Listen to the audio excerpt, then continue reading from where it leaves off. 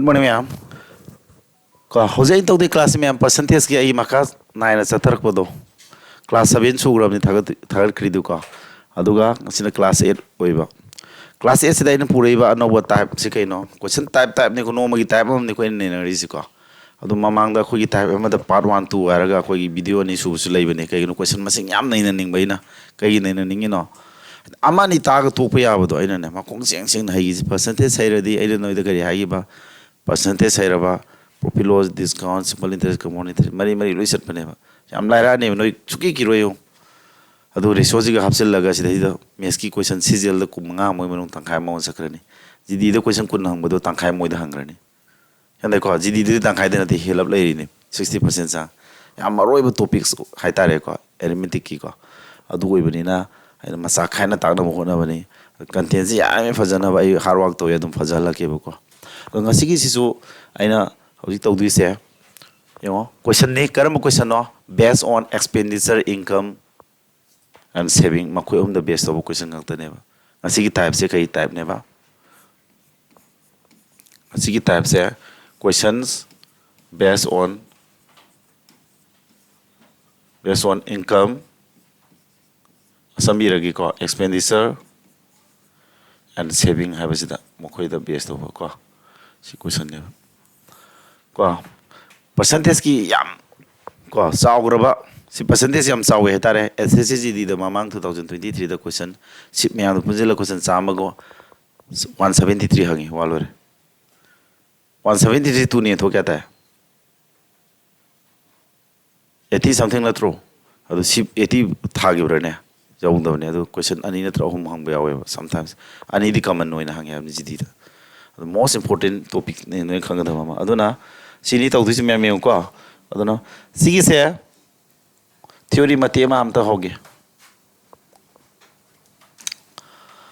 hayeng ne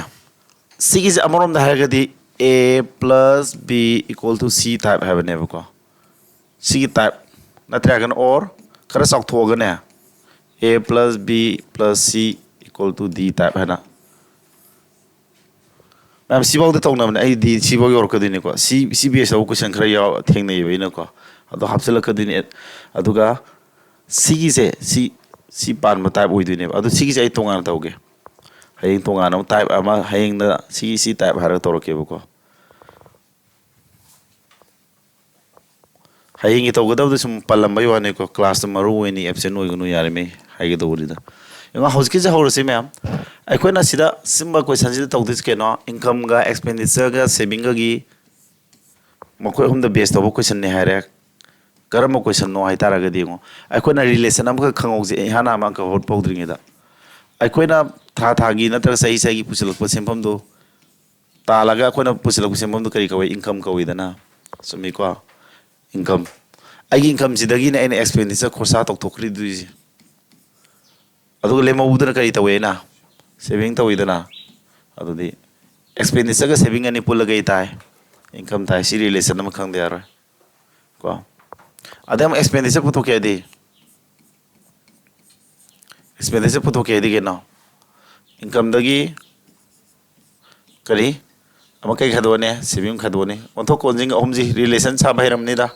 saving puto ke ara na kai im lagtoi ba income dagi ka nam khadok toi ba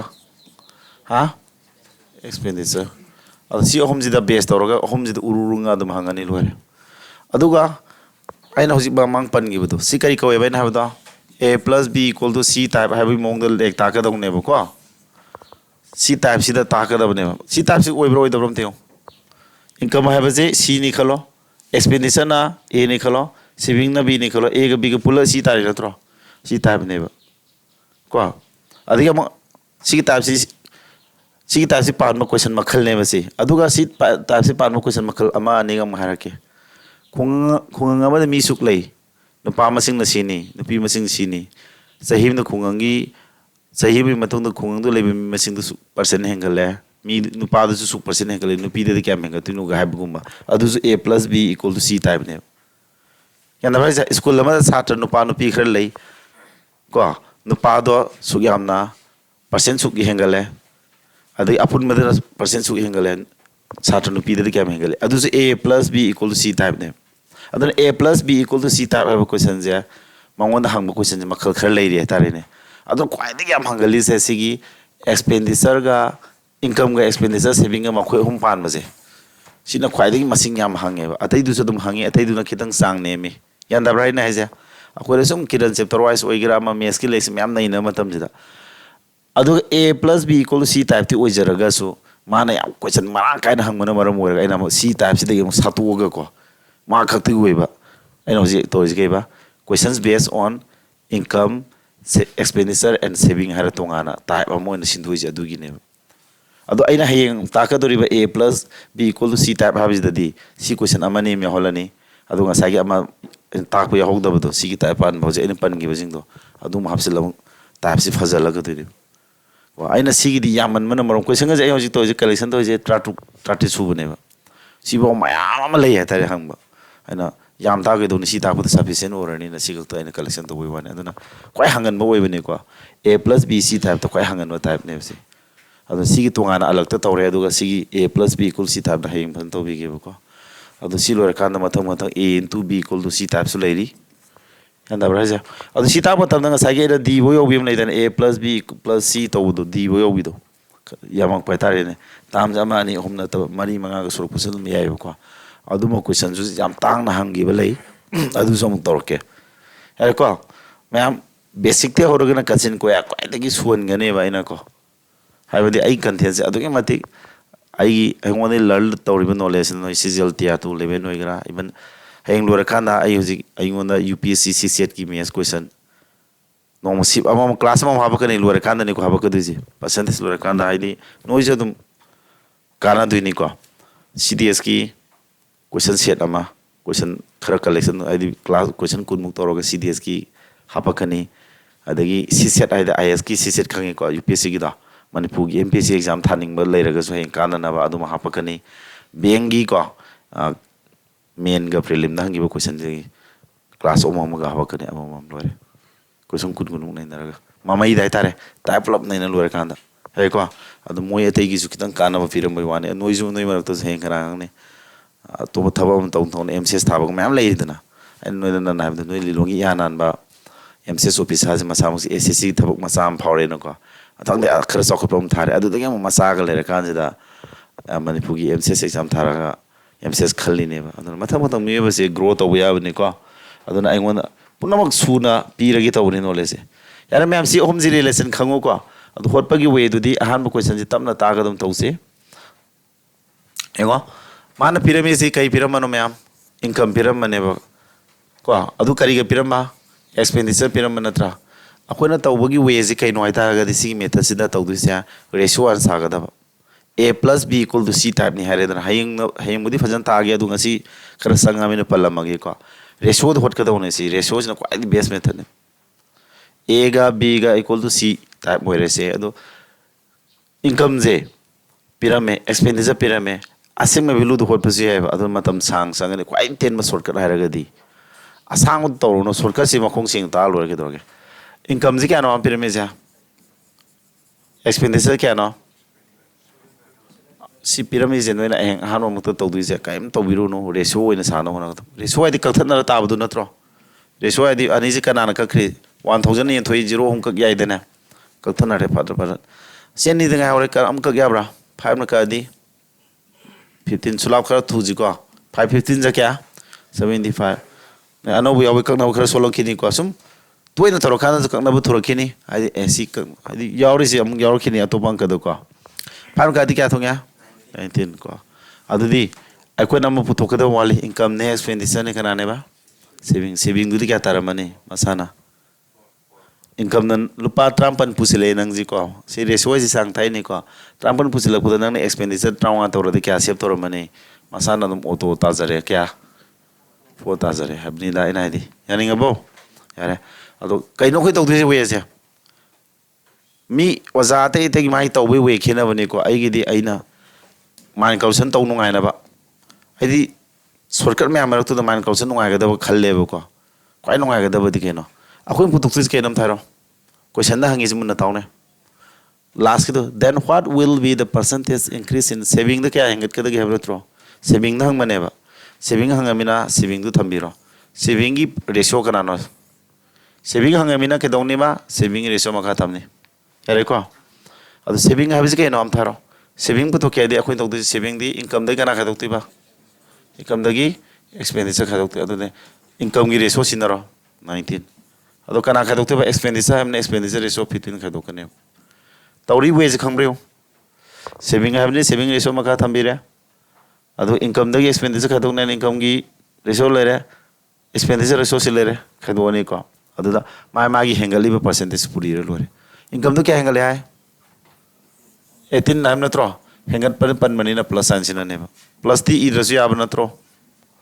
याई को मुना ताव को करिगुम decrease हाइबुसी हावेबो question लुहन गेना अदु decrease सरगे kai sajina ne ba minus अदु का खंबीरो यारे अदगी अमुक मथंग एक्सपेंडिचर क्या हेंगलेबा 12% हम नत्रो अदुना प्लस 12 न पुरी दमने प्लस 12 आदि प्लस इदरसु यादना माइनस ती इदे यादे को साइन दो प्लस ती इदरसु मसा यावजरे खले अदुदी लोइरे से अंकजी अतादी कराउमी दी अहिबा मी दी मेंटल कैलकुलेशन तौ तोरो अनेबा पुरी नबगी आई सोका ताखरे 1918 का 10 सीरीज त लेबा नंबर अनि पुइना दी क्या ताए अदु ट्रिक ताखरबनी को सिदी 270 72 342 तारबा 342 तारे 15 का का दी सीधी 17 170 द 10 आपसे 180 आई सोका ताखरदा ने सोका तो खंगदबा मी औरी ब्रो सी खदुकना बसे मैम को मुन मुनेगो कैलकुलेशन जेजु खदुकना बजे कनाम साथदि मा पामान हन बिखो तौगुनु को सी खदुकना बि ख्वाइदि नुंगाइगदबदि सी खितंग असलो याय खदुकना बि ख्वाइ नुंगाइगदब मेथड मा हागि मुना तायो हाय मैंने सिना थूबनेबा खदुकना बजे 180 जी सनी योगदा क्या वाले 180 सनी योगदा क्या वाले कुन अदमाय खलबिरो सनी योगदा कुन वालोरी हापकदुनि गदो सनी देगी सिबावजे क्या चली सनी दे सोमनी फुनी थोय सामनी फुनी थोय नत्रो सनी देगी सोमनी फुनी थोय से सामनी फुनी थोय लेरे अद सामनी फुनी थोय दुगा हजकी कुंदुगा सामम फुनी थोय अदमाय खदुकनो यान दाब्राइसा अद तादी फोन हेलदी क्या थोंगे फोन हेलदी 4 थोंगे अद 2 बुदरी यान अद 040 समथिंग को अद 42 द फोन हेलदी 40.5 तानी सिदी को परसेंटेज साको दउनी को सी ताराई जान साज परसेंटेज आउदुनी अंडरस्टैंड होब्रा मैम सिगी थंबगी वे सिम लाइव लेते को अतै मेथड सोए हेरुनु कांते बेसिक अदि मसिंग जी डायरेक्ट बिलु सिना होले कक्तो खसिन याम संगने रेशो द तलम पुदगी बदुगा अइना सेविंग है सेविंग मखा थम सिन माइंड कैलकुलेशन दसु नुंगाय बने यान देखो इक्वेशन प्रॉप सादोले माइंड कैलकुलेशन दसि नुंगाय बने खैदगी शॉर्टकट तगी माइंड कैलकुलेशन लाक्तुनी दना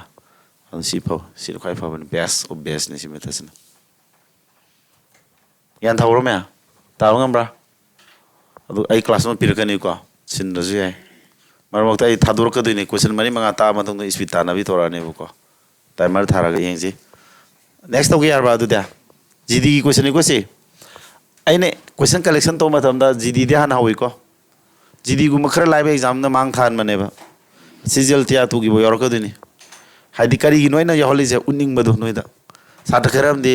जीडी थाने लाबा सारा खरन सीजल क्वेश्चन होसलुबदा हाइबो यावेबा मोय खंगदबा यमो होरे सीजल क्वेश्चन का जीडी क्वेश्चन कना लुगे दुने हाइरो हाइना जेबो को जारे सिदा नाम कै दौरिबा क्वेश्चन पारो मना नुपा मना माना 25% ऑफ मागी इनकम की कुमंगा चाम थोक कुमंगा सेव तौरिए इनकम द 20% इंक्रीज तौरे एक्सपेंडिचर द क्या इंक्रीज तौरे 20% इंक्रीज तौरे अदु माना हजि लुपा क्या सेव तौगमीबा थादा फाइंड हिज ओरिजिनल मल्ली इनकम करम्बा ओरिजिनल हेंगलागा वरकपदुरा हानागिदुरा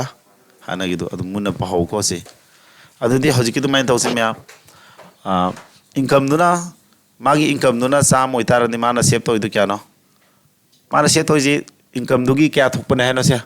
25% जे अकोइना कै हेबा अकोइ इमालवंद करी है ना हलेबा साम थोपै कुमंगा हाइबनेबा 25% हाइबनि नत्रा कना साम थोपा इनकम दुगी गी पलिजी इनकम दुगी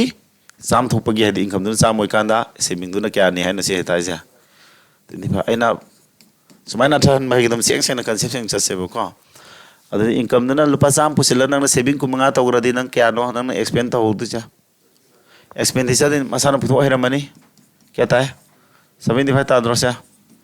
साम मनोंग कुमंगा सेव तौरदि लेमौरि 75 नंग एक्सपेंड तौरे होय माना करी हारी income to 20% hangel level natro hybra income to 20% hangel de hoji kaya tarne se sam do kun hangel na to 20% hai ja si sam oi podu kun hangel di sam kun tar mani natra adai expenditure na kya hangat pa si expenditure na kya si jo 20% natro 20% di sam kun hangel level natro si di sam jo na te 75 te hangat pa natro adu di ke kai mai hot kani mai dia hana 75 level madu sam kun hangel di kana puri ni ba sam kun hangel amena si ki sam do thambiraga sam kun hangel pa 120 matak tham ai toi ta khra dai ni sa class number 3 4 nate sorry 3 4 ga dona kan oi gre 2 3 ran oi gre 4 yes 4 dani ko ta gre si ai ko class 4 da ta ke bune part ani thoki bani ko si kano ya maru eba oi gi bagi reso pusala ko matang ne ba ko reso ji adun mitu de reso ta ho re dana percentage reso yo buda adum sangi bro hisu reso na tro sumi ko adun ne aina mayam ai gi di percentage ta tring de reso han ta thoi ji ai ko video available oi bani hoji ai class hoji maruti yor bun gi di round dum lak thoi ni ko adun backup class oi ni gi har ga su yi udra bu ya ni ai gi din anoba sa trama na maruti yor ko no problem adu gyan ta da ba hai di type wise nine ta lak puni kai su gyan ta da ba lai roin khale bai yar smile ani ko du di khara tapna tawgi ko manga ohom ko manga mari mari ka di kya no kunta 90 tabno sumar sia magi expenditure do 90 were hoji income do hengal ka na 120 were adu di saving di kya were ma'am siani khaduk na du na tro lupa sam kun pusela ko da 90 course da wor di kya no nemam du ja saving ji 30 were ba hoji wori ba saving ji kya no 30 na tra adu mana hoji wori ba saving do 30 aseng ba bilu na ti ko summa ratio je kya dai ko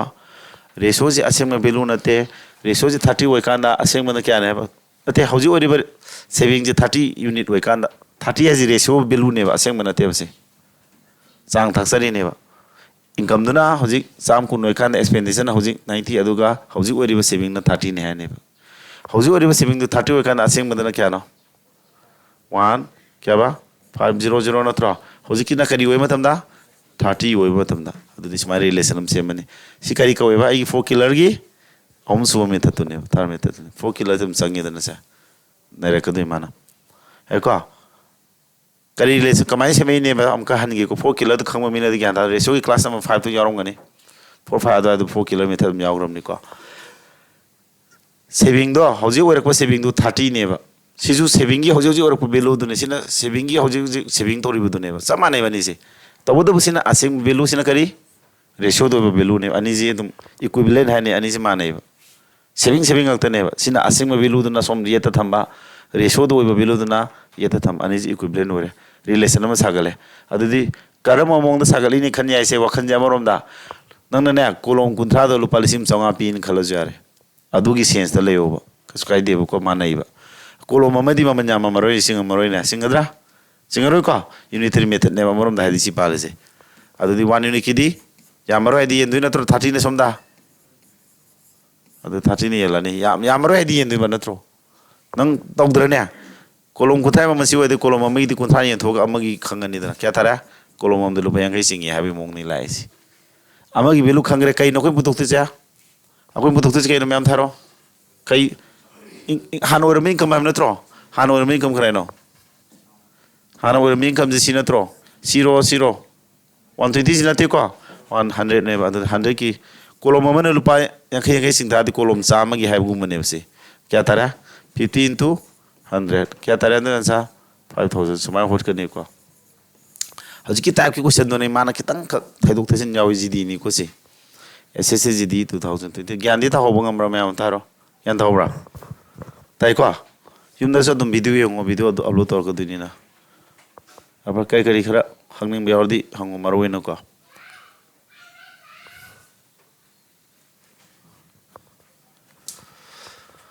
अमला GD की question नि को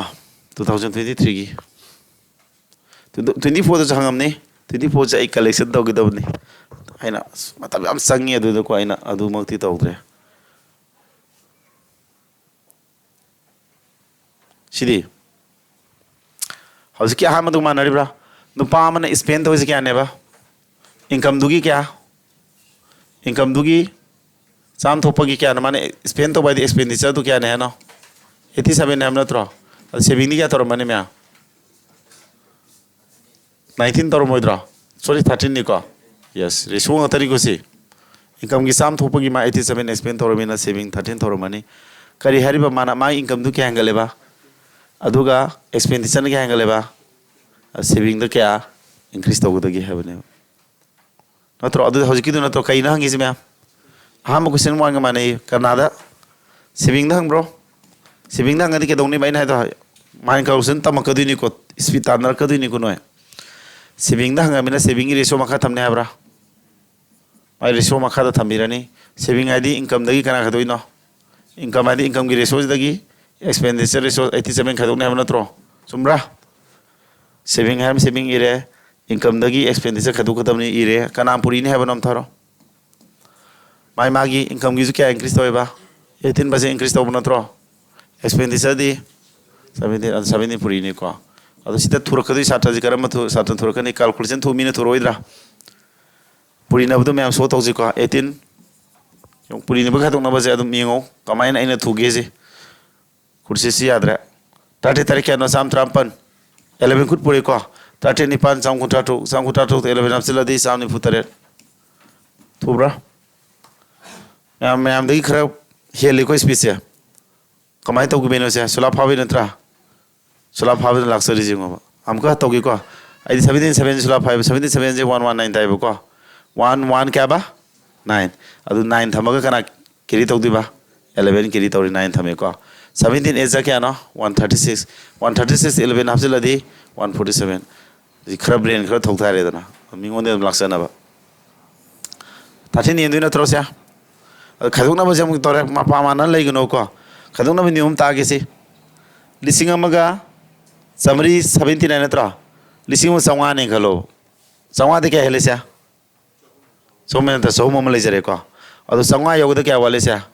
संगा योग तो कुमाथु वाली draw अदो क्या तारे से सौ कुमाथु ताने सौ कुमाथु ता थाची ने लाने असी ये नबे मतंग सम कमें थौने में ngasi कोलम था लेदी ने नोइना आमदा तू सट याब्रा 13 तू 26 नत्रा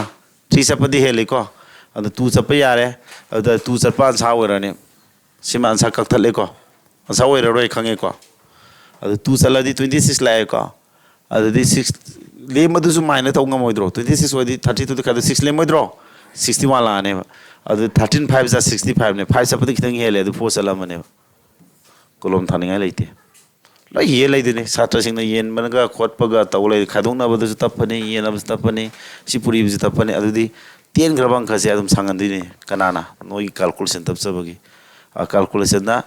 खरा जुमदने आइना ताकि ताकि होसनाओ अदुम थुगनबा यार को मैम क्या धवरस के ता आंसर तो कोना गेसिंग तौरी से खंगी को हा आई 24 सबचाना तानी दि खंग देबो को हाइदि 25 5 सप यागिद्रबिना 4 द सलमने हर गेसिंग तौरी नत्रो सिंग गेसिंग खसे हबसलो यारबा मैम क्या तारे से यानिंगे नेक्स्ट तौर के यारबो नेक्स्ट तौर के जिदी गिनी सिजो तो मुसोगी मान गरदा तो मुसो वरम ने खंगबा अच्छा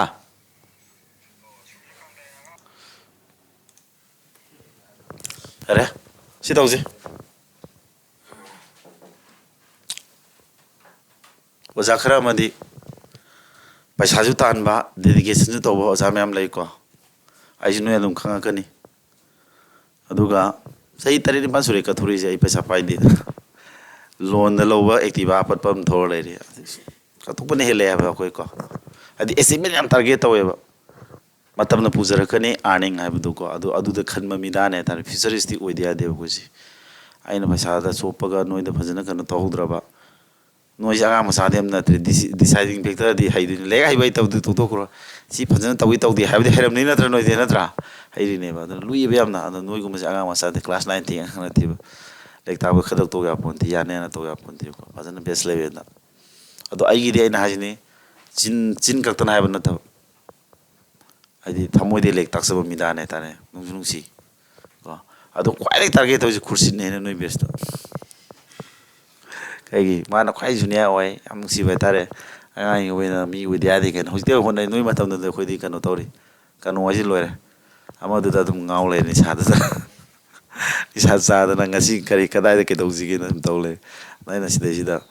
ꯀꯩꯅꯣ ꯇꯧꯔꯒ ꯍꯣꯠꯅꯔꯤꯁꯤ ꯌꯥꯝ ꯐꯩ ꯍꯥꯏꯇꯥꯔꯦꯅꯦꯀꯣ ꯌꯥꯝ ꯏꯝꯄ꯭ꯔꯨꯞ ꯑꯣꯏꯕ ꯑꯣꯏꯗꯕꯗꯨꯅ ꯑꯃꯅꯤ ꯅꯨꯡꯇꯤ ꯆꯥꯡ ꯅꯥꯏꯅ ꯂꯥꯛꯏꯗꯣ ꯐꯗꯤ ꯐꯩ ꯑꯗꯨ ꯅꯪ ꯎꯏꯔꯤ ꯎꯏꯔꯤ ꯇꯧꯔꯤꯗꯨ ꯅꯨꯃꯤꯗꯥꯡ ꯀꯔꯤ ꯇꯧꯔꯨꯔꯦ ꯍꯥ ꯑꯩꯗꯤ ꯃꯤ ꯃꯤꯠ ꯌꯦꯡꯉ ꯂꯦꯛ ꯇꯥꯏꯌꯦꯕ ꯂꯣꯏ ꯎꯏꯌꯦꯕ ꯁꯤꯗꯒꯤꯀꯣ ꯑꯇꯣꯡꯕꯗꯤ ꯂꯦꯞꯊꯔꯛꯄꯅꯤꯅ ꯍꯥ ꯅꯣꯏ ꯆꯦꯅ ꯁꯥꯖꯦꯟ ꯌꯥꯝ ꯊꯧꯍꯜꯂꯕꯣ ꯅꯪ ꯍꯥ ꯇꯧꯗꯦꯌꯥ ꯇꯧꯊꯣꯔꯣ ꯈꯔ ꯉꯟꯅ ꯇꯨꯝꯃꯨ ꯑꯩ ꯕꯥꯔꯣ ꯇꯨꯝꯕ 5 ꯍꯧꯒꯠꯂꯛꯏꯃꯤ ꯂꯣꯏꯔꯦ ꯑꯩꯈꯣꯏꯁꯨ ꯇꯨꯝꯕ ꯆꯥꯛ ꯈꯔ ꯋꯥꯠꯂꯕꯅꯦ ꯑꯩꯗꯤ ꯁꯟꯗꯦꯒꯨꯝꯕ ꯄꯦꯟ ꯄꯦꯟ ꯇꯨꯝꯃ ꯂꯣꯏꯔꯦ ꯑꯩꯅ ꯇꯨꯝꯕ ꯆꯥꯛ ꯋꯥꯠꯆꯔꯁꯨ ꯅꯣꯏ ꯏꯃꯥ ꯏꯄꯥꯗꯤ ꯀꯩꯁꯨ ꯀꯥꯏꯗꯦ ꯅꯠꯇ꯭ꯔꯥ ꯑꯩꯗꯤ ꯃꯦꯇꯔꯤꯌꯦꯜ ꯄ꯭ꯂꯥꯟ ꯀꯌꯥꯝ ꯇꯧꯋꯦꯕ ꯃꯦꯇꯔꯤꯌꯦꯜꯁꯦ ꯑꯞꯗꯦꯠ ꯇꯧꯅꯕ ꯗꯤꯜꯂꯤ ꯁꯣꯝꯁꯦ ꯀꯃꯥꯏꯅ ꯀꯝꯄꯤꯠ ꯇꯧꯁꯤꯒꯦ ꯁꯤꯗꯅꯦ ꯑꯩꯅ 24 ꯑꯋꯥꯔ ꯁꯤꯗ ꯔꯤꯁꯥꯔꯁ ꯇꯧꯔꯤꯅꯤꯀꯣ ꯁꯤꯗ PhD ꯇꯧꯔꯤꯅꯦ ꯇꯧꯔꯤꯁꯦ ꯌꯦꯡꯉꯣ ꯁꯤꯗꯤ ꯃꯌꯥꯝ ꯑꯩꯅ ꯁꯤ ꯍꯥꯏꯔꯤꯉꯩꯗ ꯑꯪꯀ ꯂꯣꯏꯕ ꯃꯤꯁꯨ ꯌꯥꯎꯔꯝꯃꯅꯤ ꯏꯟꯀꯝ ꯀꯌꯥ ꯄꯤꯔꯝꯃꯦ ꯁ꯭ꯄꯤꯠ ꯑꯃ ꯇꯧꯖꯔꯁꯤꯅ ꯁ꯭ꯄꯤꯠ ꯍꯥꯞꯄꯤ ꯇꯧꯔꯒꯦꯀꯣ ꯏꯟꯀꯝ 15.54 ꯑꯦꯛꯁꯄꯦꯟꯗꯤꯆꯔꯅ ꯀꯌꯥ ꯁꯤ ꯂꯥꯛꯑꯅꯤ ꯗ ꯏꯟꯀꯝ ꯏꯟꯀ꯭ꯔꯤꯁ ꯕꯥꯏ 20% ꯏꯟ ꯑꯗꯨꯗꯤ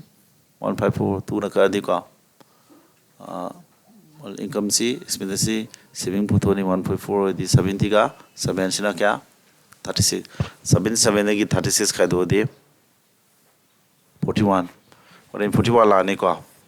अदुगा 7 का क्या का इनकम कुन नत्रा 1540 लाने asi 36 natra 36 ka mai kya ngaliba 5 manga turkutra manga traunga 180 smai lane ko 180 le adu sani uitara ga dikala lising maga somni pulising somumpu 41 sida kya sajay hamada om japa yai ko om mari sabadi hele adu om japa di seni silera om chala di kya tara 1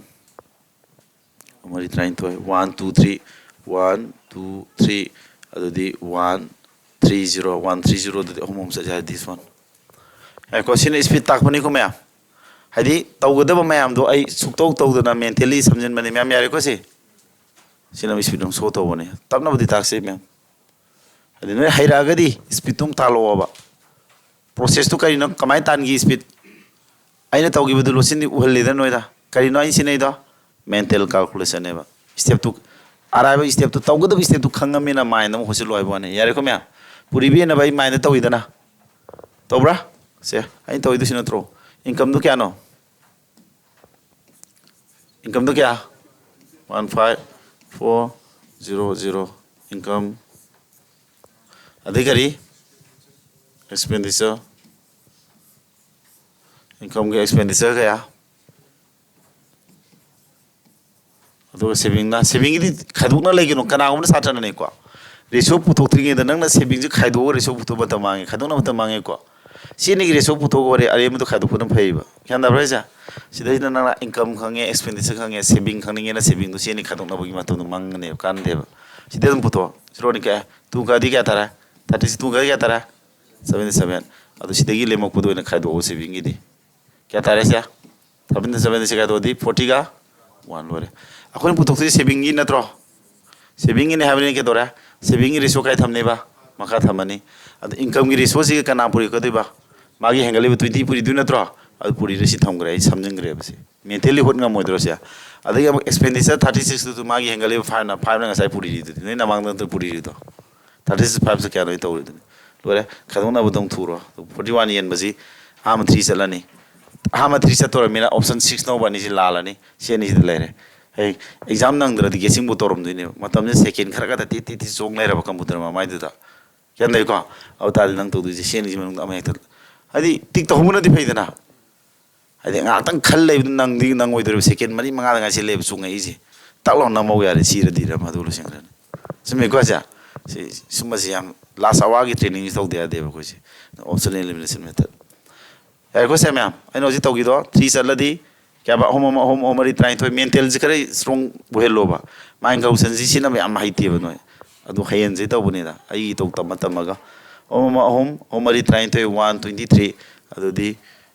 23 और मना 1 ga 3 130 लाने तो home मगम से जादरे नत्रो 33 something लातुने अदु सिलाय याबा ma'am अरे को हसिना जिदी ngtने बा क्वेश्चन या मारंग काय हंगे को याम थिना ꯑꯩꯅ ꯃꯌꯥꯝ ꯃꯔꯛꯇꯨꯗꯒꯤ ꯁꯠꯇꯣꯛ ꯀꯣꯏꯁꯟ 53 ꯈꯣꯠꯂꯛꯄꯩ ꯋꯥꯅꯤ ꯌꯥꯔꯦ ꯅꯦꯛꯁ ꯇꯧꯁꯤ ꯃꯌꯥꯝ ꯍꯩꯔꯤꯀꯣꯁꯤ ꯑꯣꯀꯦ ꯁꯤꯖꯤꯑꯦꯜꯅꯤ ꯑꯗꯨꯗꯤ ꯇꯥꯏꯃꯔ ꯊꯥꯒꯦ ꯀꯝꯄꯤꯇꯤꯁꯟꯅꯤ ꯃꯌꯥꯝ ꯇꯧꯗꯣꯏꯁꯦ ꯑꯟꯁꯔ ꯍꯥꯏꯅꯔꯣꯁꯦ टाइमर थागे हाइनरो स्पीड तो तेंगे नोगी खरा हैरमनी बादुइने मिनिट अनि थागे को आमद मिनिट अनि थागे अरे हैत्री बनी खलग मिनिट अनि थाई आइदना खरा हैरक पदेदी मिनिट कनोदा थागे को लिंथोय नंग अनो बनी अदुसु ज्ञान तांगमब्रा अमनी को अमदी टाइप वाइस ओइबनिना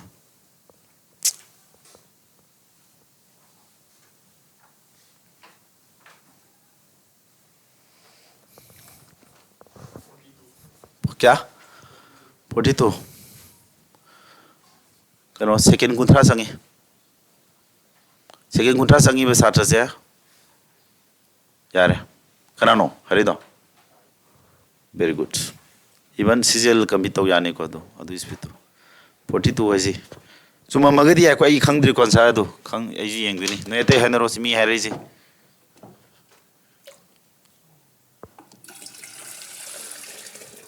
तब नो खरा हिती बगंबो क्या 42 ताब्रा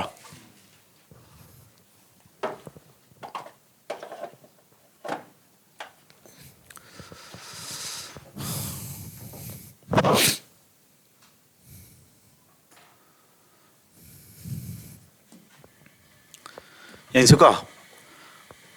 मागी इनकम ना 45 एक्सपेंड रेशियो तौर 45 का 33 पुथोदी अहम गदी अहम त्राउंगा अहम तरामथोय त्राउंगा का तरामथोय यारे को अदु कई पुथो सेविंग इन फोलानी यारे त्राउंगा का मागी यानो इनकम जु कुना बना सोमले अदगी 11 का चिन क्या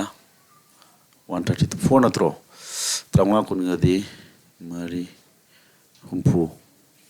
अहम के 11 गदी तो 11 है ना 11 सिना त्राउंगा 4 सुमे फोन का दिसे 3 के सिगदी 3 11 का 33 अदगी सिना मरी गदी मंगा 75 तगी 33 का दोदी क्या ना मेंटली ने इनम होलिदुना मेंटली होटपगी वे दुम थाराके को अनि रेशो जु उंगमब्रा होरे क्या थारानी 15 तारानी सिना क्या 11 तारानी ककना बुदसु मयांग मानदबा म ककना रिबेना फोन सिका दे मरी का दि मंगा त्राउंगा हुम्फु फोन सिका 3 11 33 को 75 नत्रो मंगा त्राउंगा 75 तगी 33 खादो पने बाइ तोजना आइ होसि तोइजा si kamai lai no utse buko income do kya no sinatra expenditure kya no resource kathalo home ka di 11 home ka di kya saving kya tarne tu de saving 4 saving ki percentage putwa di saving ki ratio maka thamdai na adu income ki 15 na mala ba my percentage kana pujanti ba कना गोमद पुरी न लेर money ने expenditure के 11 नत्रो मागी क्या हेंगली बा तो का यो कना गुम नोइना तौगदब तो आई हागे बा मैम को कना गुम खरदी सि पुरी न लेर मनी ना सि पुरी न लेर मनी ना आइना अदु तौदबे ककना बदा लॉजिक अमा साना बा फोन ने अनि सि Puri Narga खाइदोंना लोइद्रिंगे the Kakna गेहरदी phone सि कदब मनी मंगा फोन ता मनी सुरी नत्रो माइनस लैसे सोंगु ककते यादे बा लॉजिक ने लोरे एको मंगा त्राउंगा 75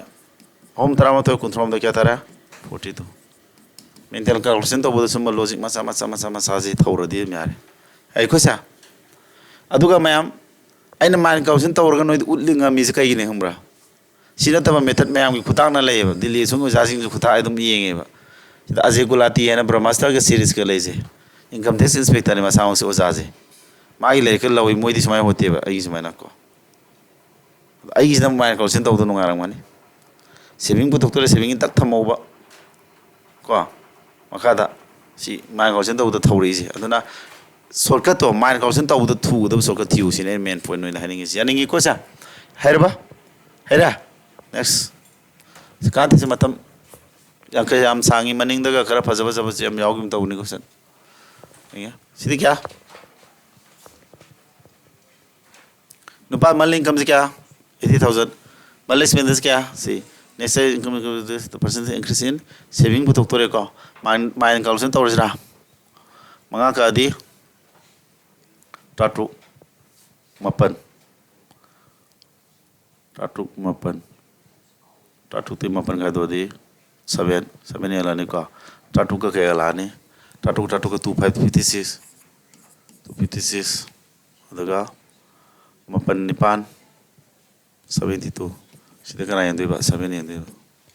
है को अदुदी क्या दो तादु जिंग 7 की पॉइंट सर 72 का दुत नत्रा 72 का दो अदुदी क्या तारने से 80 ने खलो को अदुदी सामने खलो सामोदी सामने के तुरु 700 पांदाबरा तारे अनि सलमनी को तारे इंट्रामनी कुंथ्राई पनत्रा तारे मंगा 25 की समथिंग एनबा सिताब्रा हाँ अको तारे इंट्रामनी कुंथ्रा नि पनत्रो खदोना बद सोइब्रेना 80 नि खलो बुको साम नि खलो ओ 8 वाले समय सोरे साम ओरे को साम ओरदी सामें कई तरो कुन नवा सामास 176 द 8 हाफ 176 द 8 अब 184 होगदा कदों नवा सोइग्रे अदुदी तरेनी त्रामनी निफु मरी दि 6 सकन सी सुमे अरे को समायना सामो हैबा यारबा यंदा ब्रो ताउदिया रेशोदो समझिंग्रे सिदि पूरा लास्ट सोत लेग्रे हैबा इनकम दो क्या नो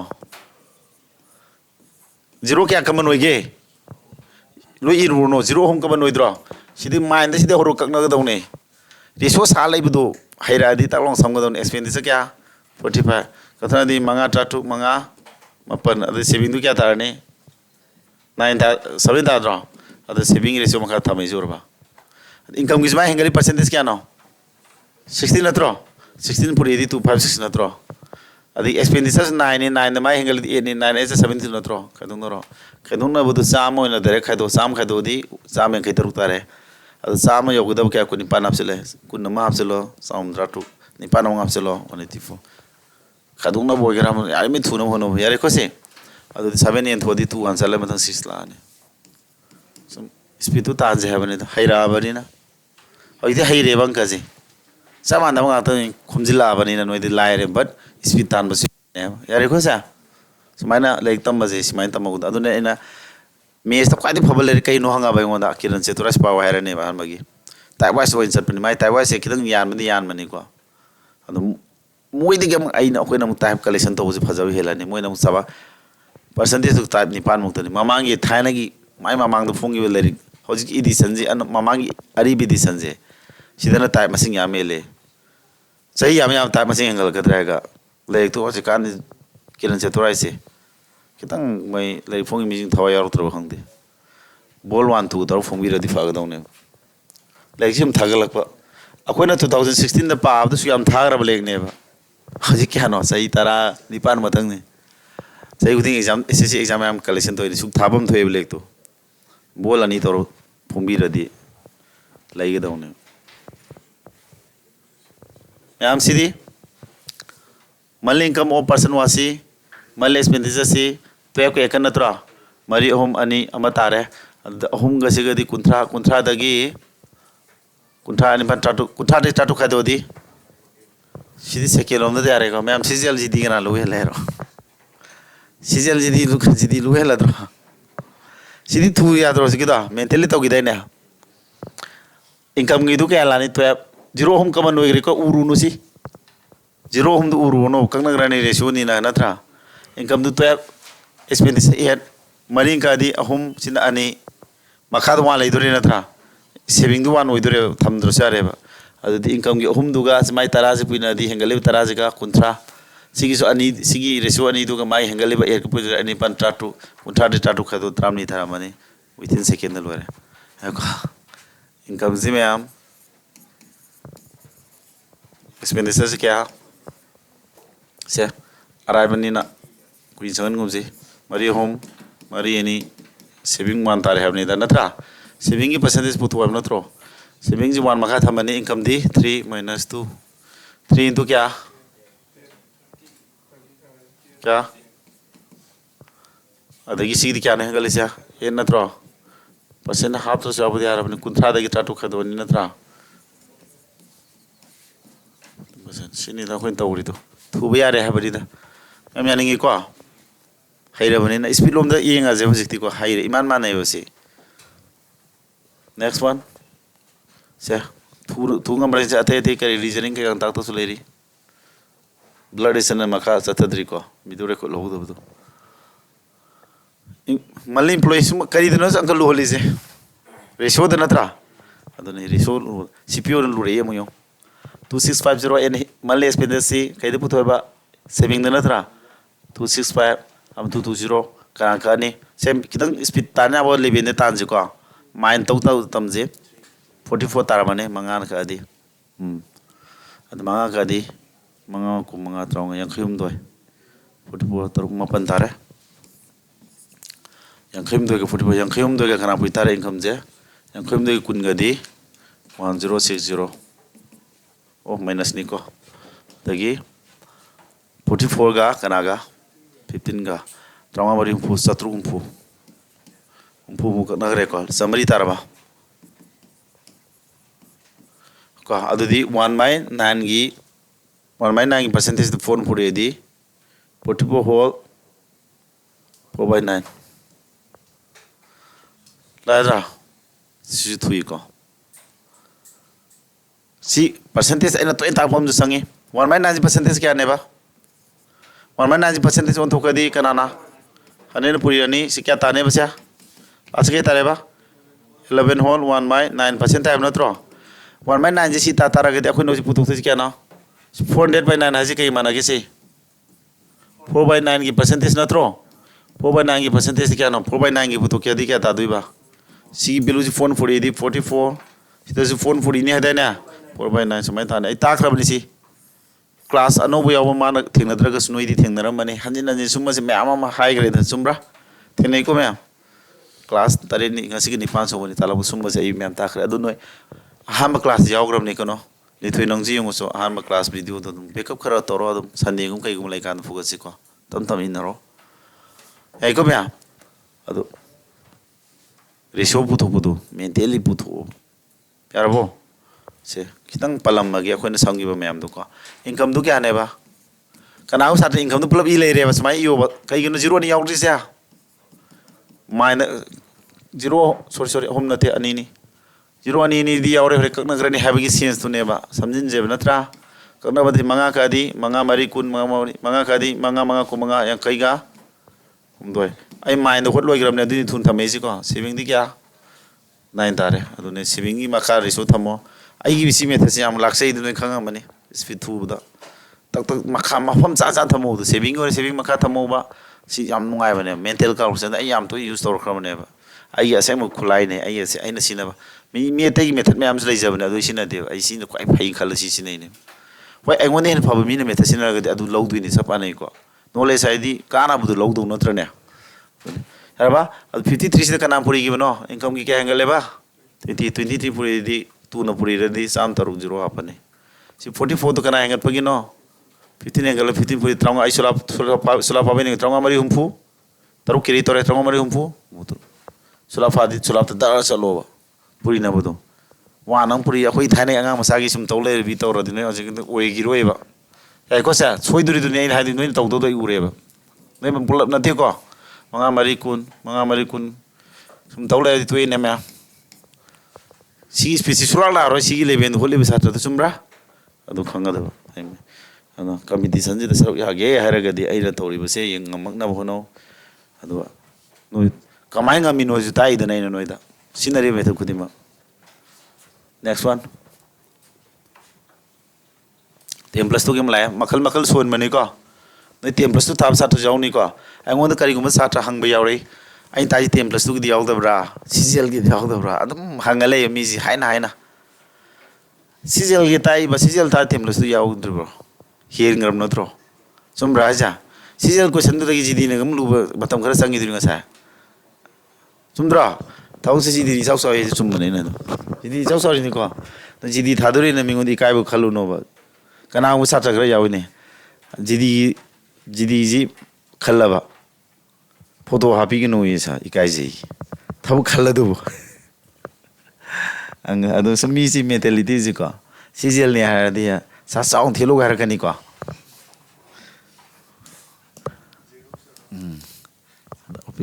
ꯖꯤꯗꯤ ꯀꯩꯗꯧꯕꯩꯅꯤ ꯈꯟꯗ ꯖꯤꯗꯤꯁꯦ ꯑꯩꯗꯤ ꯌꯥꯝ ꯔꯦꯁꯄꯦꯛ ꯇꯧꯏ ꯑꯩꯀꯣ ꯖꯤꯗꯤꯗꯒꯤ ꯍꯧꯖꯤꯛ ꯑꯆꯧꯕ ꯑꯣꯐꯤꯁꯥꯔ ꯇ꯭ꯔꯥꯏ ꯇꯧꯕ ꯁꯥꯇ꯭ꯔ ꯌꯥꯝ ꯌꯥꯎꯔꯦ ꯑꯩꯉꯣꯟꯗ ꯂꯥꯏꯚ ꯀ꯭ꯂꯥꯁꯇ ꯂꯥꯛꯄ ꯍꯥꯏꯇꯥꯔꯦꯀꯣ ꯌꯦꯡꯉꯣ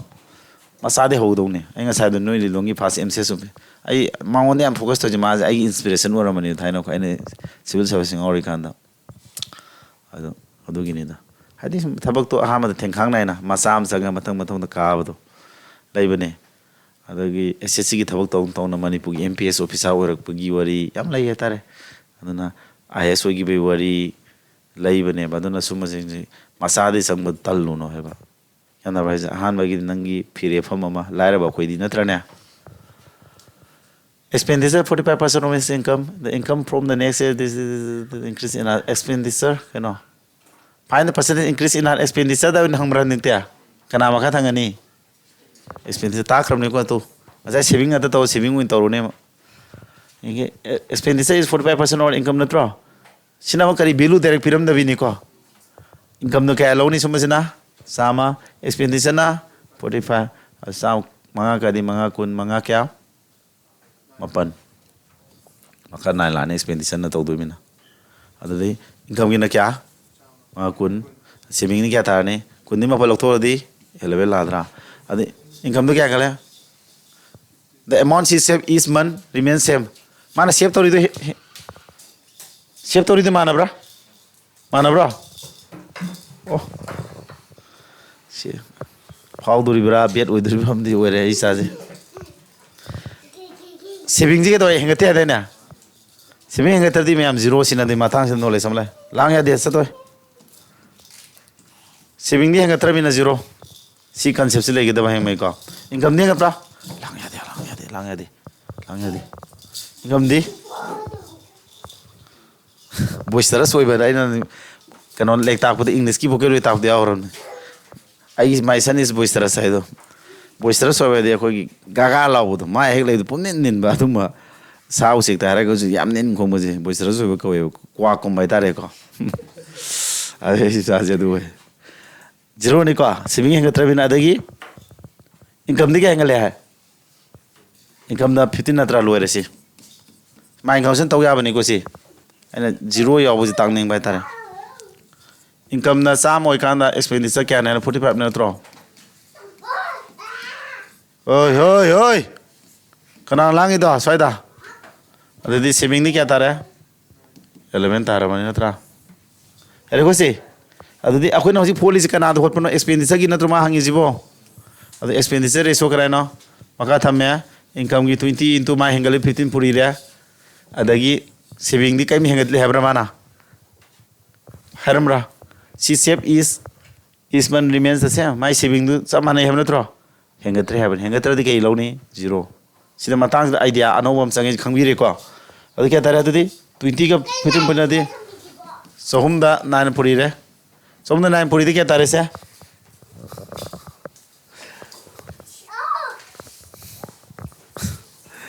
sohum da 9 puri di kya tare ke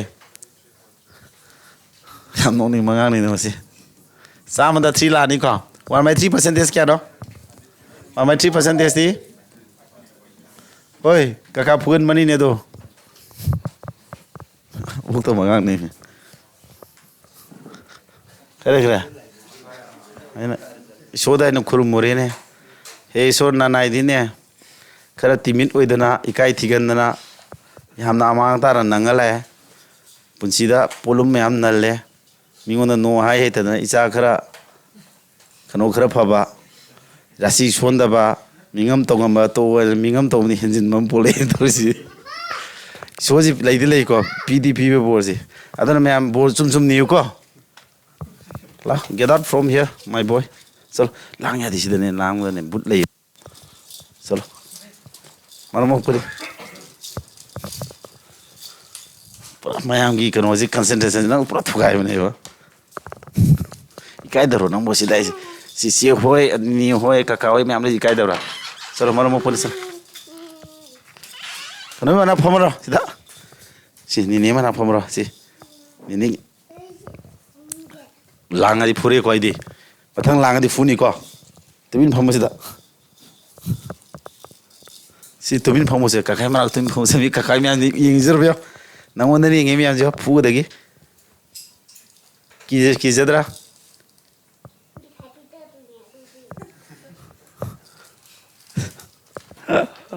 लोरेदना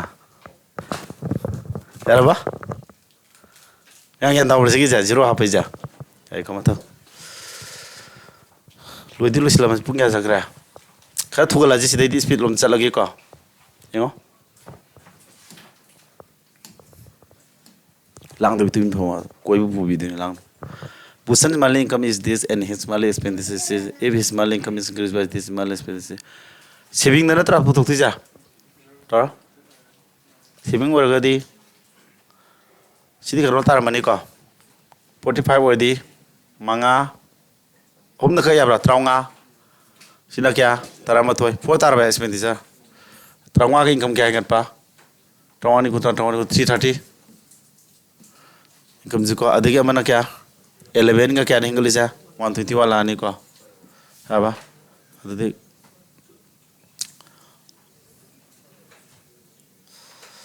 तो तादी 120 तो देख क्या तारा है खत्म करो 9 तारा बा 209 तारा 209 फोन ये लो तो देख 20 दिए लो देख फोन का 5 थोंगा बा को अंकल जी मोम नहीं को अखोन हजी पुथोइसे केनो percentage increase in saving पुथोकने को अंक अखोई फॉर्मूला फोन जी मोम द पीरी बना saving दे क्या है केंग सेबा सिता से ज्ञान दाब्रम थेरो अंक से मैं आमदे थोंगा लेकिन ताकते आ रहा है अखोन हजी पुथोइसे केनो percentage increase in करी हाने ये अंक दुने बोली जी असिगी दी कोना पुथोक सेबा इतोर केबा लाहेला केबा से मान pyramid income तो क्या बा 4500 नत्रो expenditure क्या रेशो तो क्या नो रेशो से क्या बा 0 वाले को 15 is तो क्या 11 सोमना क्या saving ना सीने में नत्रा ले में से लांग का साउंड 4 अदु सिगी 15 जगह कना पुई नगरे बा 22 पुई नसी तारे को 11 जगह कना पुई नगरे बा हाँ माय 11 सी पुई नरे खादुंग नरे क्या तारे 209 में 4 सी परसेंटेज आउन है देना यार को होजी एक्सपेंडिचर क्या हैंगल है बनो पुरोड़ा लांग तुम ले आई की दबरा तुम ले यार को सेविंग क्या तानी 0 मान ले को सेविंग असिंग बिलु पुतो 0 होम 33 का दो 1 2 सीता ब्रा हाना और में सेविंग दुसी ने बा हेंगली ने क्या अंक से लू ब्रो सिबोदी अंदारी ब्राम थारो इनकम पेरे एक्सपेंडिचर पेरे सेविंग दु पुथोय आइना इबदा के जिगजा खर लेगरे हम ज्ञान तार 0 अमवार पे मेन मने को 15 is to 11 तारे अदो मागी पुथुम तोप nga साइडी तोप प्रोसेस तोरे हेंगली से इनकम जे सी नत्रो सॉरी सेविंग दु सी हेंगल एम नत्रो आई वा मागे सेविंग दु सी नत्रो हान लेमे जा 20% हेंगल अधिक ना पोइने 120 बाय 20% हेंगल अधिक ना पुरी के चाम दो कुन हेंगल अधिक ना पुरी चाम मनुंगदा चाम कुन पुरी द्रा 20% हेंगल अधि 20 by 100 है बने चाम मनुंगदा कुन हेंगल पुरी चाम दो मखा दो थंबिरगा मथक त सिति सिना द्रो अखोई दे दु न हेंगल जे अखोई से क्या न सा फ्रैक्शन दी होबा 209 परसेंटेज मखा लादी 400 लाबा फोगा समरी मनुंगदा क्या हेंगल जा अदु इरा लाइद्रो क्या पुरी तारे कोई पुरी जा concept tu singi bro kana puri bno khuje samri manung da kana hengal se sani ma pan hamna tro sia samri manung sani phone di samri manung da sam manung da kun hengal di sam manung da kana puri gi sam manung da sam kun puri dro si concept si ka manan si no sam manung da kun hengal di sam kun puri samri manung da sani ma pan hengal samri manung kana puri tare 60 and yaning bro 0 ni kang dare 30 adudi loire 0 thona om apal thare om truk train pan yan dari ba concept sa 20% hengat kan da khuna tawdu se 20% havdi 20 by 100 oibani na sa manung da sam kun puri adudi akhoi gi si kya no sa 209 manung da 400 have ne fraction da samri manung si hengal samri manung da samri di hengal liba samri di 209 hengal laga 609 puri do concept tu ne ba ta khaba concept ga tana tro se khojita hai ne gi class kya diya hoya ba 4 5 kya ba 2 3 4 diya hoya ba adu concept tu ne adu concept tu ne kawra magu ai ta ji dhan na ma 20% hengal le kan da 20 by 100 in hengal si sina puri adu ta di si di sing mana da di kana puri ni adu di idea du lao do na yara ba to di loi sining is MTS ki jawre makal su na ha ki mene question do se thuji sidi self estimation income if his income increases this and save the same amount adu di kai dore expenditure natra angka jin kana am yawro dore kana yawro am daro hengat ba meoj kana no saving adu expenditure ki makha tham din natro mana save thoji 18% of income da sama ka 18 kya ka tu ka bra 9 yankai income ne yankai saving na 9 saving du bra thok expenditure kya no yankai manung da 9 oidi 41 natra 41 yela ne ba 41 kana yen du ba income gi kya ba yankai du ma hengali kya no 41 natra yankai taramane angka jila hele mentally hot padira lain tai ko okay mentally hot padam mola ge income du na sam oi kanda mana save to kya na 18 adu ratio da kun tu na ka di 50 oi kanda sina 9 natro expenditure kya no du dia 41 hai bani da hoji putu tu expenditure kya hen kem natro expenditure de hengal putu di expenditure gi ratio makha thamne ham natro sumi ko adu mathak income gi ratio du kana khaduk ti ba income gi ba hengali 41 puri ro minus sarga saving gi su 9 hara ma hengali percentage kai hengatra bar natro save the same amount ha me 0 longni nga sa ha gi bra asi jaga ji ma akoy ang kor pur maching tharo ni sikang nar ga duman sa phiti ta ne mind hot pang ammo yai ko ani yanda bra ai so hek tawri dana mentally hot pado speed to sigi speed si kai su delhi gi sata na siden thu da leite ba noi jo dungam tara ga di noi very fastest competition da saru yare ha bane dai na te anda sen to bra yare ko ma'am yan dari thoi asai tori laji ko kitang type kitang thaidu thai to ba amani marak ti awaj khangje lo 13 sina cpu gi si jo to ti thogi the income Ramesh was this and his monthly expenditure was this next year this increase saving nei ba to du je adu saving putho je income da si sina si 0 ni kana ni ko manga ga di manga hom traunga 33 ko manga ga di kya 21 am ko yare 3 ga di 11 is to 7 11 ga 7 ga 4 tare ko 4 la ni 11 income 11 puri di 275 adagi 7 gi di tarik kasi gi kana tarik trama hon gi di 133 phone malani kon saje adu 133 3 ka do asini 272 70 142 tabra mari hom try to kuni to mari manga kun speed so to ri ni ko tab nam hola ke income kya expenditure kya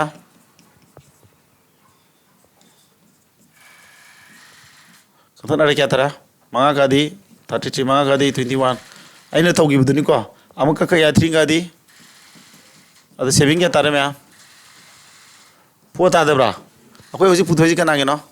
saving नत्रा saving ratio मखा 4 थमे income की 11 ने income क्या angle लेबा 25 नत्रा 11 का 25 पुई नहीं सी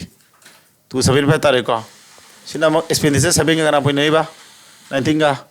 7 19 का दिसी तारे खदों नरो से खदों ना बुद थुरो खदों ना बजे खांगे को 2 4 यारे को 140 to 144 ने मरी होम ट्राइन थोय होम चले कुनी थोय मनी मंगा कुन सितारे आई की दबरा सी तुम हमरा चलो यम चलो चलो पूरा पूरा कनी को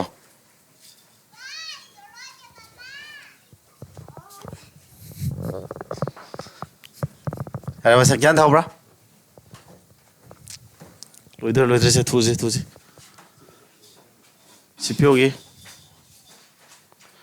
a man spends 65% of his income. His income increases by this and expenses. The percentage increases. Saving नहीं कैसे आ?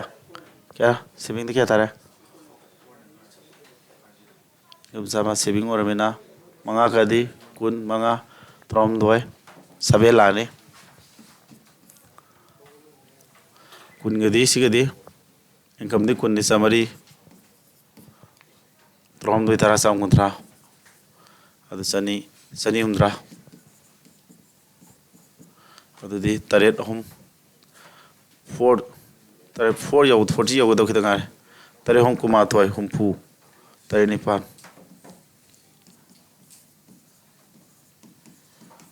स्पीड तौरे को मैं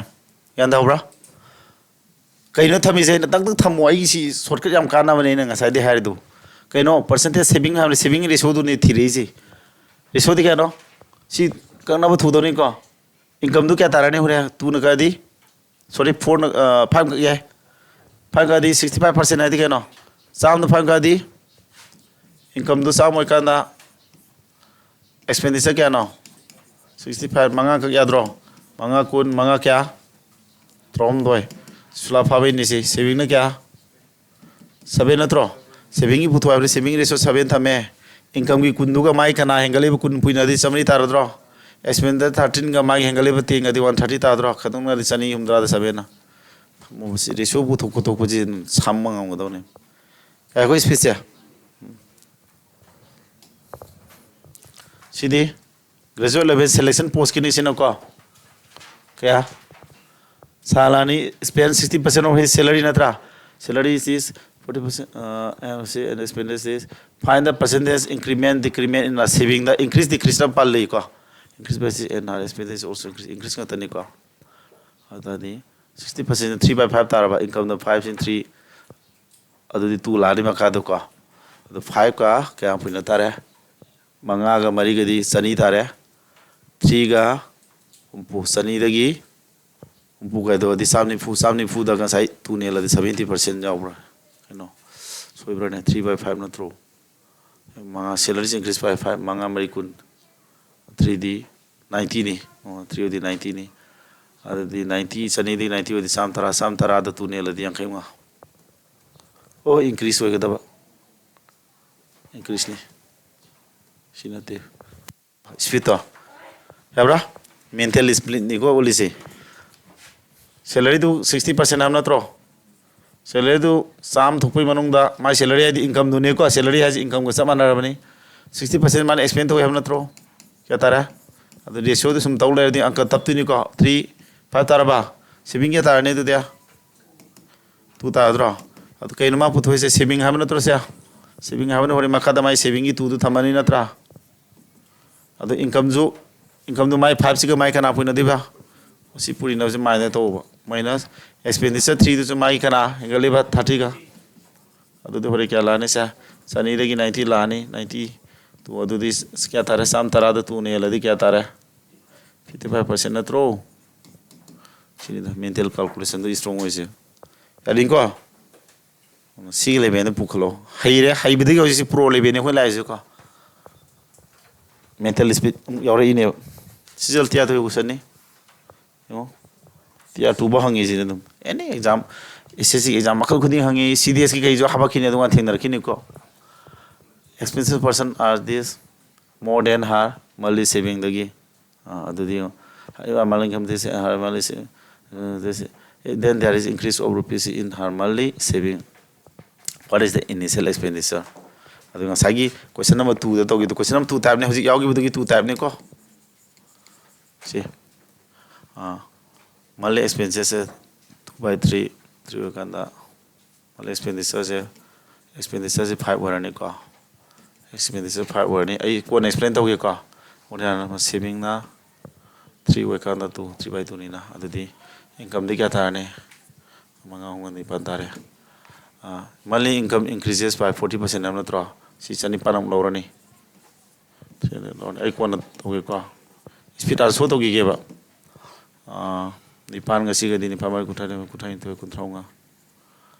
and her monthly expenses increases by 60%. Increases by 144%. Sorry, 44% or the 144 go print the Nipa Kutai Kuntraunga Nipa Sitara. The Malay expenses increases by 60% at 160 by 100 160 Tra Sitara at the Kana so many Kanitoy. Majicano. There is an increase of rupees in her monthly saving the increase kya whatever. Saving Jahana see monthly saving the Siva Madisika 52. Okay, no? What is the initial expenditure? Hanover expenditure the can of 100 in a truck police. Shimalan in a truck. Do the Tromdoe. Was the case way.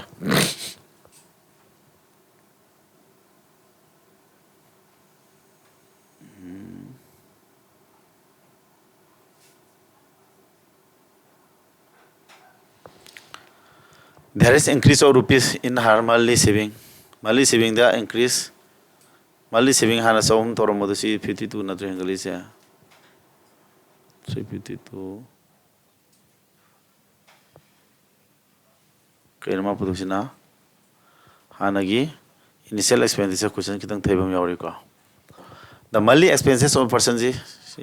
2/3 ni more than her monthly saving 3 gana 2/3 and money 5 income duna kya tar 8 tani so mesi baudika. The my income increases by 44% 144 pudi Nipan Mari Kuntai to Kuntronga Nipan Omapsala Sitare like expenditure duna kya. And expenditure increases by 160 by 108 Kasigadi Nipan through. No improve or Manga and Matu Kuntra. Oh, 80. I do the cano. So, whom you can do about my savings. But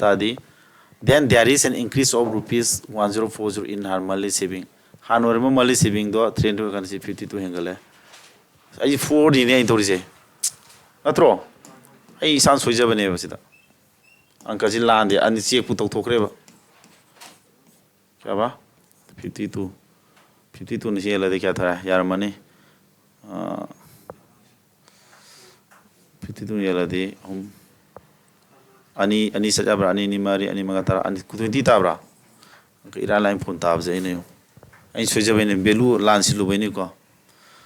See, species tour of Nico. I guess Sojavam lay, my Tapogisi Belus, Konayada of the Kaino, Yadra, the Uncle Macheta. Echo, Makuti Hogi. Makuti Tam explain to Rogico. Hamada, when the two the Silly Benzi, tour of Nico. You know, my expenditure to catch 66 whole 2/3% Cabaneva. 2/3. Home Topogi Kedova. Maggie saving Duki Canamana Septoja. My Maggie expenditure Zekedova. Saving the home to penny helimatra. Had saving do no homoicanda. Saving do home to penny helemane, my natra. Saving do no homoicanda. Expenditure any helemicatani. Tamazi and Abreu 66 whole 2/3% fraction the Kahano. 2/3 in Takodi, Kanadagi, saving the saving do home topogi any hele and etc. Homoicandani and a resource may take than Adu Consepusulo. Adu income the Catamon to the Pulaga. Etaranico. Kaduin and some 0 habis. अंक hope नुंगाइनबने Resso हाना समाय ओरमबदो काना चाम पुरीरगा चौखलली नत्रो सुमब्रा हाना ओरमबदो चाम हेंगलमै मरम अंक दु उरेइने वैना my income दु केदे है 44% हेंगलम नत्रो इनकम दु 44% हेंगलदि काना पुरीने 144 बाय हने पुइदु नत्रो हालरमै क्या ए नत्रो ए तदि कक्ना नुंगाइरोये 800 ओइदि कक्ना नुंगाइरोइद्रो अदुना 0 नि कक्ना नुंगाइगिना मसेट यावतनबा सिलकपने मै लाजी अंडरस्टैंड दोब्रा अदु रेशो दि हाना लेरमबदुदा चामना पुरीरगा लोइना सि कनाइनो 5 लेरमबदु चाम पुरी सि चाम पुरी रेशो दि साइज लोइ चौखरम यादाइने पुरीरगा नकन नकनदा कईगिदमक्ता इन 0 नि हापिबनो हाबिज मतंगसिदा अंक लाइथोंनबने करिगी इनकम दु माना होरेन 44% इंक्रीज तवे हांगाना 144 by 100 न पुरीरकदब लैबा खंगाबा अदुदि 00 100 अने कक्ना यागिनबा सिलैने लॉजिक सि खंगेदना अंक तोइन होलकपो ओइबगी उरेइने वैना अदु एना सि पुरीबदुने मै सि थमेजि आई ngasai पुरीनगिदा नोइ मांग दरो दरो आइना पुरीरिदु अदुनेबा रियल कैलकुलेशन एग्जाम दा नोइ थेनगदब सिचुएशन दुने बुलिजे सिगि सुगाय 300 ओइगिरदि एक्सपेंडिचर दु कइबा सॉरी एक्सपेंडिचर दु 500 नि 0 एंगल 0 नि यावन गरबिन नुगायरा क्या दरा 60% एंगल यादि kana पुरीने 500 to 60% एंगल 160 by 100 पुरी रोइद्रो सिगि मखागी 100 सिगि कक्ना नुगायगिना मनेबा ngasai 5 ओइ कानदि सोमदा का अनि मखा यावरानि नुगायरो हाइबेनेबा 500 सि पुरीदि क्या तारा 800 तारबा अदुदि इनकम न सि ओइरे एक्सपेंडिचर सि ओइरे खादुंगनादि क्या तारा सिदि सि खादो 350 तो लेमौरद्रो सेविंग दु क्या तारा होजि हाना सेविंग क्या ओरमबा हाना गिसी रेशो सि लौगिद्रे को सिदि होटख्रे अखोय अंक होलिदु सि रेशो हमजि होटख्रमनि को होजिना रेशो सि ओइरे सेविंग दु हाना क्या ओरमबा 300 ओरबदो 350 तो क्या हेंगले सेविंग दु 52 हेंगलेबा माने सि पिरामिजी माइ सेविंग दे हेंगल पुदु नत्रो सिदा पिरामि पोसी उगदौने अखोना पिरामि गिवन जे गिवन नमा यावगने मानो को क्वेश्चन द पिरामि बदुने बखन स्टार मार्क थमदुजी माने फोकस तौदुजी कया न हेंगल लिसिंग अमगा निफु हाइजे माने इनकम दे सेविंग दे हेंगल को सरक नत्रो सेविंग द सि हेंगल हरमिन अखोना सेविंग दे हेंगल पदु पुथोन होनरकने सेगिविन द क्या 52 अदुदी कइनो इन होलिजे खर कोइरो होत ताके को सेविंग द 52 हेंगल मतम दा असेंग बदना क्या हेंगल हरिबा सुमारी रेसन सागद सिना असेंग बद हेंगल प सेविंग सिना सेविंग दे हेंगल लिबदु रेशो फॉर्म दे इबा दु वन यूनिट किदि यामरो हेदाना येंदा बस माना कराना 52 ना अदुने बाइ सि समेजे 1040 by 52 अरे को वन यूनिट की वैल्यू जि खंगने ककना सुम थमु कस काय दे को वन यूनिट की खंगदे अखन पुथवाइ पुतु कना थिरो what is the initial expenditure हाना एक्सपेंडिचर इनिशियल दु कना नो 500 नत्रो अदु वन यूनिट सि वतार 500 वैल्यू हादि के दोने हम पुरी रोद्र वन यूनिट की वैल्यू सि कना पुइदिबा 52 एंगलनी अदु कना पुइदिबा स्माइल ओइद्रो अदु लाखदो स्टेप तो सुम कोइ इरेदि कमाइ तौनी समजिन मने मेने सा रेको अदुनि कक्नाबदा आइना सोइजरिसिना 1040 ओइबदा आइना 5 इरुबदा कक्ना यारक्तबदो आइ सोइजबनि को अदु सोरमद्र जां कदम थुनि नत्रा सुमब्रा थुदा माइ खिदं थकपम यावे उल्ले सेंग मनोइ तको हाब्राजा थुदा माइ थकपम यावरि आइगि आइदि माइ का थकपने थकपदि हाब्रा यान दारिबो मानसिबो लास्ट वन क्वेश्चन सिजल तिया दुगी बुनाइनरे क्वेश्चन लुदे सिदा लॉजिक मचाम थेंगनरमगनि आइना केदोबगी 100 हापचलिबा हाइजे को 100 ओइनो होनरिबसे सुम लॉजिक सि खंजिलो last one last and final यांगमसि क्लासिक कानरिब्रो कानै को वाबर खिदंग सिदी ननमै खिदंग आइन तेंतक तेंतक तौगी मिनि खरा खरा वाट तक तौगी फुगत कदोइने याब्रा काइदेना थौलेब्रा इजिको रेनु ना केदोएबा spend 68% income when her income increases with this and increases with this saving in atro saving the salo adudi kari na phani tak launa kano na phai kakna dabi na phabra 32 lani sama ladi lising mari dagi 32 soy lani lising mari lani ko adagi sigidi 68 kasi puina di jero omni pan kumari om tu trying pan trampan kun sitani akada na 32 lani angka sa sami nei to ko lising ani ni fu natra adadi si ni fu lo to si ni fu lo to kren kalo kya dara ni fu lo to kro adadi si mai tora kadang na bada sidi hum fu tarani adadi 32 na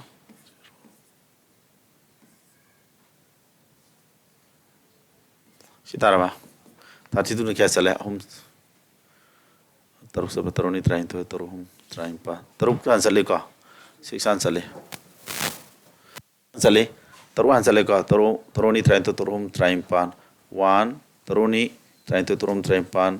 trampan adi 2 adi kya le me 40 ata di 1 chalani what's the number see ere ko me specie gyan dani ko last ni phan ta ngi se income du kya no sama dum lawre ka I hong dre ko income se aduga expenditure kya 60 adum lawre ko adu amadu 32 taro ta saving da adu saving ina to puthoi je ko na saving i puto ko ni saving ri so maka thame ko chumbra adu income gi sam ji ka mai hengali ba kana no 400% puina di sita da bro samaga kanoga adiga expenditure du kya no 60 ani 60 ka mai hengali kya 30% puina du natro 60 30 puina du omni pangku mari om tu driver da bakun chalom puina ro thammu le no ko adu sini khadong na si tare 32 ni aladi kya tare 32 am sa pada kya sala 6 ana sala adu dadi 6 sala mina sini si option ansa we ro ka kre